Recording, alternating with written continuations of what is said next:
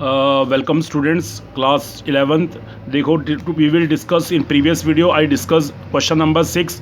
Now today we will discuss in this video question number 7. देखो, record the following transaction in triple column cash book. ठीक है, तो आपने इनको cash book में एंटर करना है, बैंक में भी और कैश में भी. ठीक है, दो कॉलम बनेंगे, कैश बुक, कैश का कॉलम और बैंक का कॉलम, डेबिट साइड में भी और क्रेडिट साइड में भी. डिस्काउंट का भी बनेगा कॉलम. ठीक है, डिस्काउंट अलाउड है, डिस्काउंट रिसीव. ठीक है, तो इससे तो नाउ सी, पहले वाले में तो कोई डिस्काउंट नहीं था, इस वाले में डिस्कस करते हैं. ठीक है, क्वेश्चन नंबर 7 को देखो आप. Question number 7. ओके, तो सबसे पहले देखो क्वेश्चन नंबर 7 में, जो न्यू बुक में क्वेश्चन नंबर 7 आपके पास है, तो उसको देखो. Question number 7 C, question number cash March की एंट्री दे रखी, तो ये first date particular LF discount allowed cash bank. ठीक है, कैश का कॉलम, बैंक का column, date particular LF discount received cash और बैंक का कॉलम. ठीक है, 1 2 3 4 5 6 कॉलम इस LF और 6 कॉलम इस तरफ बनेंगे. 6 column, this is credit side, this is debit side. Okay, now सबसे पहले देखो, record the following transaction in the triple column cash book and balance the book on 31 मार्च 2020. तो सबसे पहले 2020 यहाँ पर लिखो. 2020 डेट कॉलम में यहाँ पर भी 2020. सबसे पहले क्या आपके पास कैश इन हैंड मार्च 1 को, तो यहाँ पर लिखो मार्च 1 टू बैलेंस ब्रॉड डाउन. ठीक है, ब्रॉड डाउन कितना कैश है. कैश का बैलेंस है आपका 12,250 और 72,400. देखो, जो इससे पहले वाले क्वेश्चन में क्या था, ओवरड्राफ्ट था, लेकिन इसमें ऑलरेडी कैश दे रखा है आपको 12,750 और बैंक का बैलेंस दे रखा 72,400. बैंक का बैलेंस है 72,400. ठीक है, तो कैश के इसमें दोनों साइड, इसमें कैश टू बैलेंस BD 12,750 और 72,400. देखो, उसके बाद क्या, receive cheque from Bharat, receive from Asha, receive from Asha cash ₹1,200 and cheque of 3,200 allowed him discount of 400. ठीक है, अब इसमें क्या हो रहा है बच्चे, आशा से आपको क्या मिल रहा है, कैश भी मिल रहा है और चेक भी मिल रहा है, लेकिन चेक के बारे में बाद में कोई इन्फॉर्मेशन नहीं गिवन है, तो इट मीन्स ये चेक क्या होगा, डायरेक्टली बैंक में जमा हो गया. ठीक है, तो मार्च 4 को टू आशा. ठीक है, और आशा से अगर आपको चेक मिला है तो आपके पास डिस्काउंट अलाउडेड में आ जाएगा 150 रुपये. डिस्काउंट अलाउडेड में कितना आ जाएगा, 150. ठीक है, LF में कुछ नहीं आएगा, LF.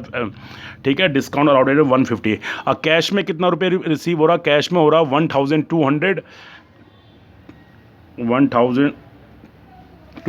और चेक कितने का मिल रहा है आपको. ये चेक क्या, इस चेक को डायरेक्टली बैंक में डिपॉजिट कर दो 3,200, बिकॉज आपके पास इन्फॉर्मेशन नहीं दे रखी है बाद में कि ये चेक डिपॉजिट होता है. इस चेक को आप क्या इन्फॉर्म करोगे कि सेम डे में क्या हो गया, ये चेक बैंक में डिपॉजिट हो गया. ठीक है, उसके बाद paid salary to staff by the cheque. अब सैलरी को पे किया मार्च 7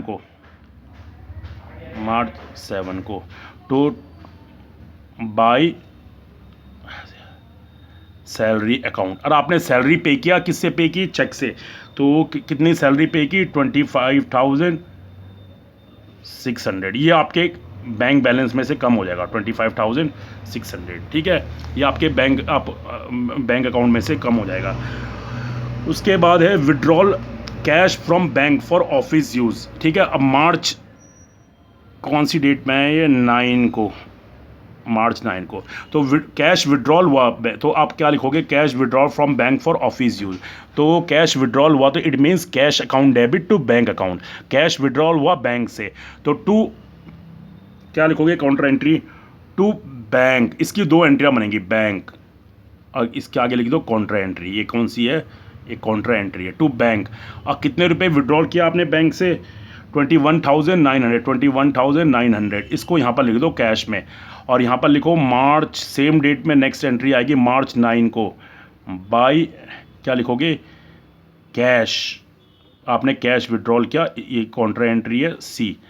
ठीक है, by cash account counter entry. और कितने रुपए विड्रॉल हो गए बैंक से, 21,900, ठीक है। इसकी दो एंट्रियाँ बन गई, इसीलिए इसको सी इसको बोलते हैं कॉन्ट्रा एंट्री। ये कैश में भी आती है और बैंक में भी आती है, ठीक है। उसके बाद देखो interest paid by bank on bank balance. अब इंटरेस्ट पे हो रहा है बैंक, तो मार्च कौन सी डेट पे है, 12 मार्च को, ठीक है। अब आपने इंटरेस्ट पे, तो अब इंटरेस्ट पे हो रहा है तो इट मीन्स टू इंटरेस्ट, ये रिसीव्ड है, ये और ये डायरेक्ट आपके अकाउंट में क्रेडिट हो जाएगा। तो ये आपको इट मीन्स कितने का इंटरेस्ट मिल रहा है आपको बैंक से, टू इंटरेस्ट 1,200 का। तो यहाँ पर लिखो 1,200 का क्या मिल रहा है आपको इंटरेस्ट। ये आपको बैंक बैलेंस आपका इंक्रीज हो जाएगा 1,200, बिकॉज बैंक आपके बैलेंस में क्या दे रहा है, इसके ऊपर आपको इंटरेस्ट पे कर रहा है। तो ये आपका बैंक अकाउंट, बैंक बैलेंस क्या हो जाएगा, इंक्रीज हो जाएगा। उसके बाद है नेक्स्ट है पे परचेज फर्नीचर इन कैश मार्च 16। यहाँ पर लिखो मार्च 16, पैसा खर्च हुआ बाय फर्नीचर। कैश में इसका पेमेंट हुआ, कितने का हुआ कैश में पेमेंट, 16,500। तो कैश आपका कम हो गया 16,500, ठीक है। फर्नीचर में आपने कैश कितना कम हो गया आपका 16,000, कैश कॉलम में आ जाएगा 16,500, ठीक है। उसके बाद है paid Mohan and company by cheque and discount received ₹100। तो मार्च 21 को बाय आपका पेमेंट किया आपने by Mohan and company, Mohan and company को कितना पे किया आपने, चेक से पेमेंट किया आपने, तो ₹100 आपको डिस्काउंट रिसीव्ड का हुआ, डिस्काउंट अकाउंट में, कैश में कुछ नहीं आएगा। और कितने रुपए पे किया आपने, 10,900, यहाँ पर लिख दो, बैंक अकाउंट से आपने पे कर दिया 10,900, ठीक है। उसके बाद नेक्स्ट है आपका proprietor withdrawal from office cash for his personal use. Proprietor जो बिजनेसमैन है उसने विड्रॉल किया मार्च, कब किया उसने, मार्च 24 को। तो यहाँ मार्च, अब बाय उसने अपने पर्सनल यूज़ के लिए विड्रॉल किया था बाय ड्राइंग। अब पर्सनल यूज़ के लिए विड्रॉल किया तो कहाँ से, कैश विड्रॉल किया उसने, कैश। तो कैश में से कम कर दो 11,600 by drawing 11,600।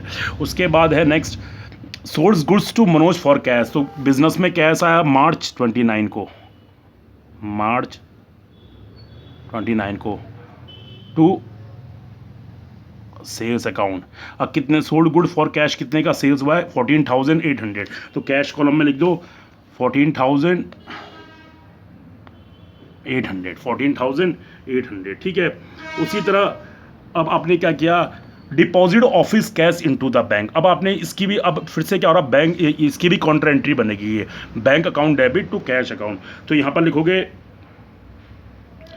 To cash office cash deposit किया आपने मार्च, इसकी दो जगह आएंगी, मार्च 31 टू कैश, ठीक है, काउंटर एंट्री, ठीक है। अब बैंक में डिपॉजिट किया आपने, बैंक में कितना डिपॉजिट किया आपने, 21,200। तो यहाँ पर 21,200 बैंक में जमा कर दो, टू कैश लिखो और बैंक में जमा कर दो। और यहाँ पर मार्च 31 को एक और एंट्री आएगी बाय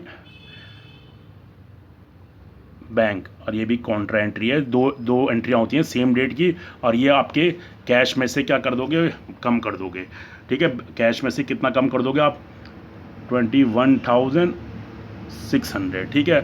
तो अब इसका टोटल आपको फिर से इसका भी ऐसे ही करना पड़ेगा आपको, ये वाला साइड ऐसे यहाँ पर, ठीक है। उसी तरह इधर भी लाइन खींच दो, ये डबल लाइन का मतलब क्या होता है, क्लोज, ठीक है। और सबसे पहले मैंने क्या बोला था, कैश का हमेशा कौन सा साइड ग्रेटर होता है, कैश का।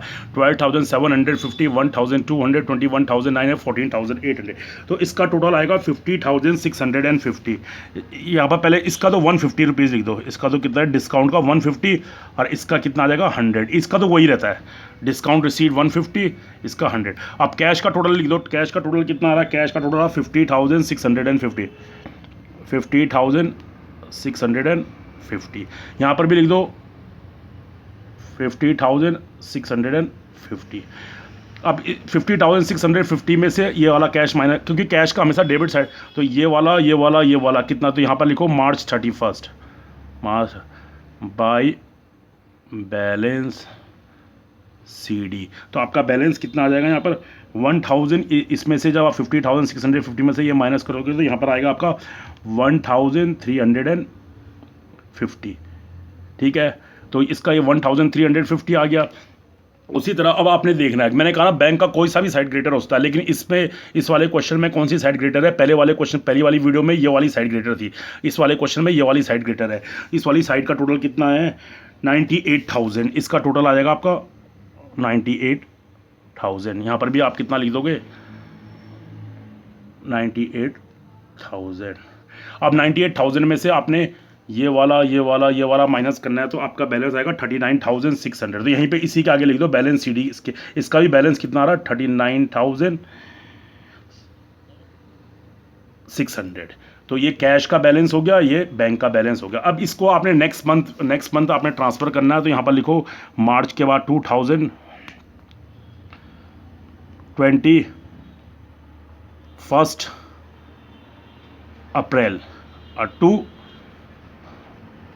Balance BD। ठीक है, बैलेंस BD।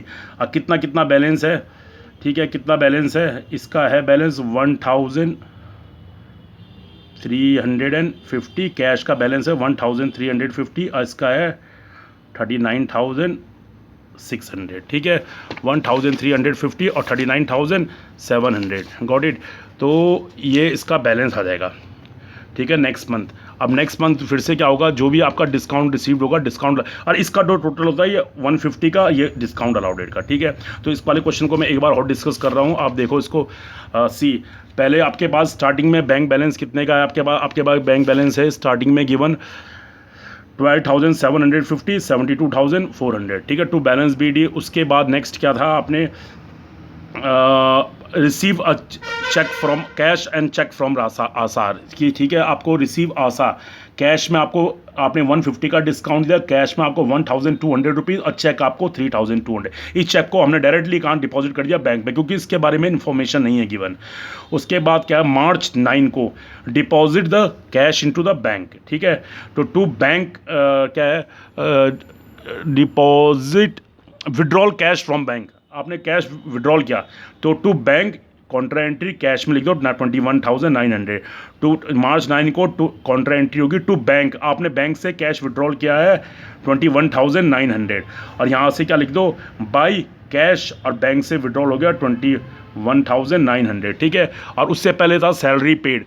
ठीक है, इससे पहले था सैलरी पेड, तो सैलरी पेड वाले को कर दो, आपने चेक से सैलरी पी है 25,000। इससे पहले कहाँ थी, सैलरी पे थी, बाई सैलरी अकाउंट, चेक से पे की 25,700। उसके बाद आपने कैश विड्रॉल किया टू बैंक 21,900, और फिर क्या March 9 को बाई कैश अपने बैंक से इतना पैसा कम कर दो। उसके बाद है नेक्स्ट है interest paid by the bank, तो interest to interest received direct bank column में कर दो 21,200। ठीक है, उसके बाद परचेज फर्नीचर इन कैश।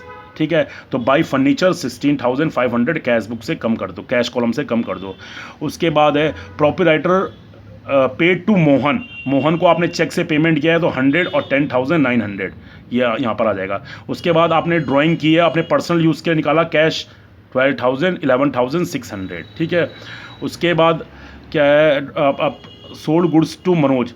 ठीक है, सेल्स कैश में सेल्स की है 14,800।